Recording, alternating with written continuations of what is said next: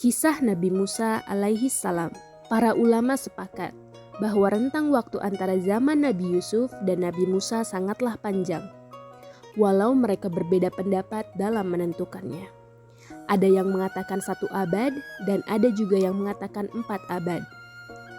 Suku Heksos yang menguasai Mesir di zaman Nabi Yusuf akhirnya ditaklukkan oleh suku Hibti akibat gejolak dan kekacauan yang menggerogoti kedaulatan suku Heksos.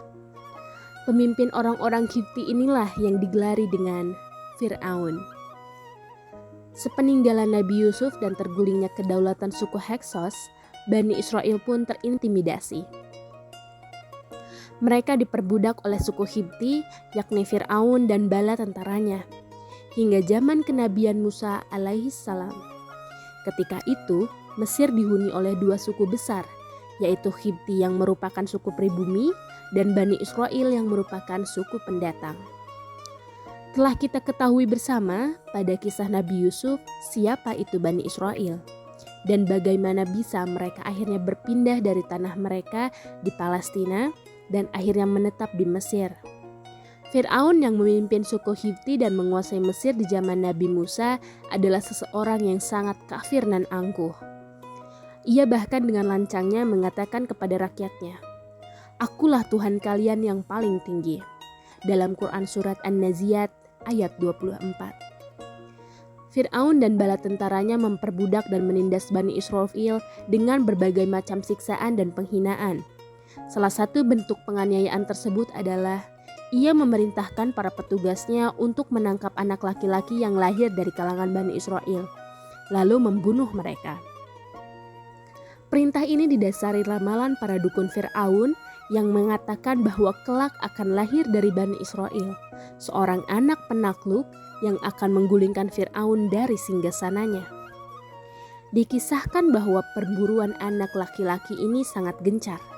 Bahkan mereka menunggu persalinan setiap wanita Bani Israel yang hendak melahirkan untuk memastikan jenis kelamin bayinya, lalu langsung membunuhnya jika ia seorang bayi laki-laki dan membiarkannya hidup jika seseorang bayi perempuan.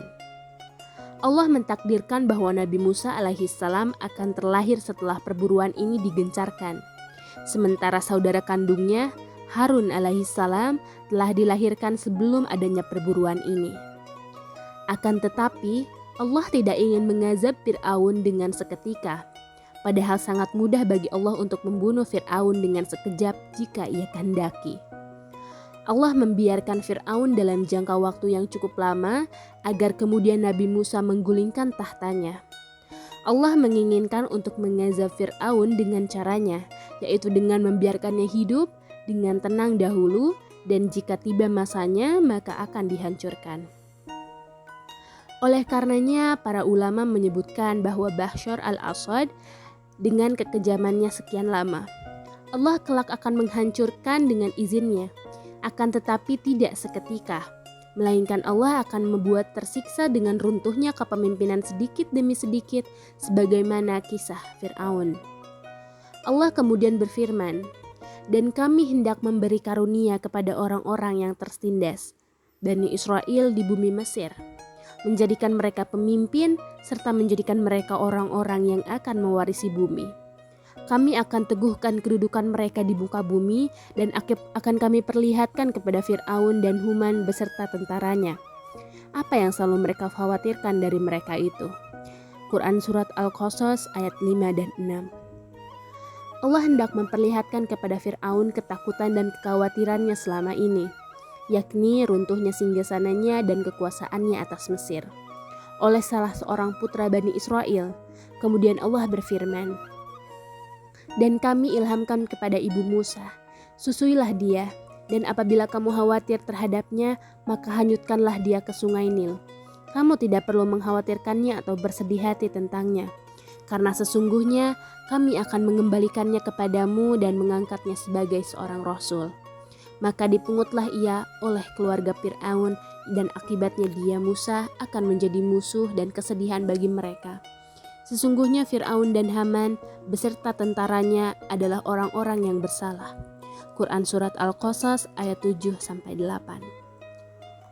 Keranjang yang berisi bayi Nabi Musa pun terus hanyut di sungai Nil, lolos dari penjagaan ketat para petugas kerajaan, hingga melewati istana Fir'aun.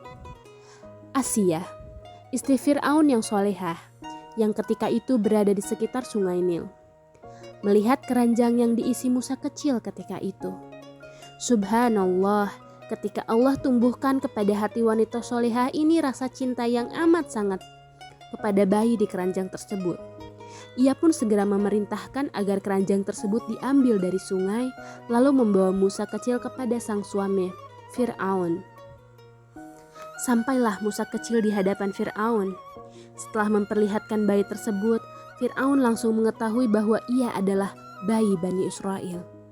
Fir'aun pun bertekad untuk mengeksekusi Musa kecil. Mengetahui hal itu, sang istri pun memohon kepada Fir'aun agar ia tidak mengeksekusi bayi tersebut. Allah berfirman, "Dan berkatalah istri Fir'aun, ia adalah penyejuk mata hati bagiku dan bagimu. Janganlah kamu membunuhnya. Mudah-mudahan kelak ia akan bermanfaat bagi kita atau kita dapat mengangkatnya sebagai anak." Sedangkan mereka tidak menyadari. Quran Surat Al-Qasas ayat 9. Asia adalah wanita yang mandul, sehingga Fir'aun memaklumi besarnya keinginan istri tercinta untuk memiliki anak. Fir'aun yang angkuh dan sombong pun luluh dengan rayuan Asia, dan akhirnya mengizinkan Musa kecil untuk tetap hidup di istana sebagai putranya sendiri.